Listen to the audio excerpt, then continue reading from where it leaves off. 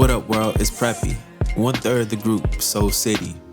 I rap a little bit, but I'm more so the curator and creator of the production on this project, the spirit of Xoul City. Man, I don't even know where to begin.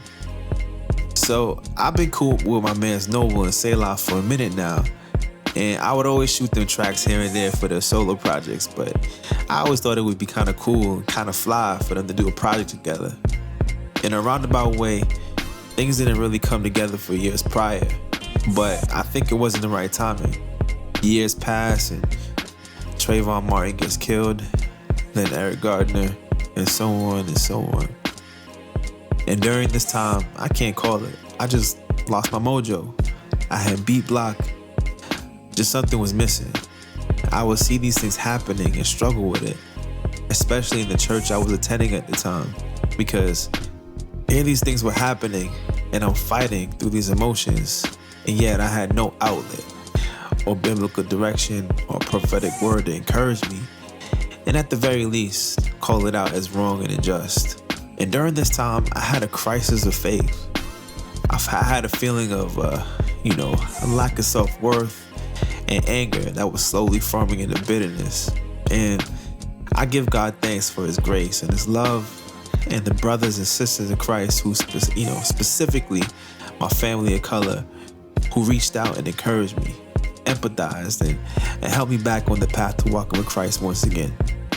So during the time of the struggle and trying to find out who I was, I stumbled across an article about a story of a town development in North Carolina planned by an attorney and civil rights activist, Floyd McKissick, and it was called Xoul City. It was planned to be an integrated suburban community, built and managed by Black people with dreams of it becoming a southern utopia. And he had foresaw a place where there wouldn't be any prejudice or poverty or slums, and a place where many northern Black people who fled the Jim Crow torn South could return to. And it wasn't exclusive only to Black people, but that was the core resident that it sought to attract. But as is the case for many plans and ideas of Black entrepreneurs and leaders at the time, the development lost the funding it initially acquired.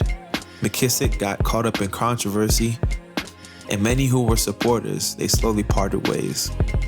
And the dream of the Black utopia in the South was gone, and a dream of a city that could escape the horrors of racism in America, it ended. And then it hit me. Yo, this was a city built on the foundation of man, because the word says only what's done in Christ will last. And with that, I thought how we as Christians, specifically Black American Christians, long for the true Xoul City, heaven. But until Christ's return, we live in the now. And we lament the state of affairs in our country, and we had a heart to express our frustrations, hopes, and fears. We see the way that in our country, Black people were always left to a narrative of not being made in the image of God, and the American dream not truly being able to be realized.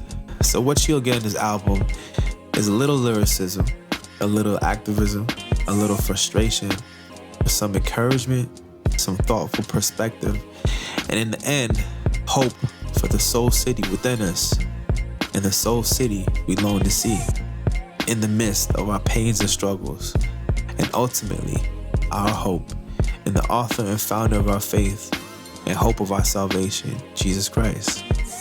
So ultimately, our intended audience was to Black people, but whoever finds this project and listens and is encouraged by it, we ain't complaining. So enjoy the tunes. Be blessed, y'all. It's your man P.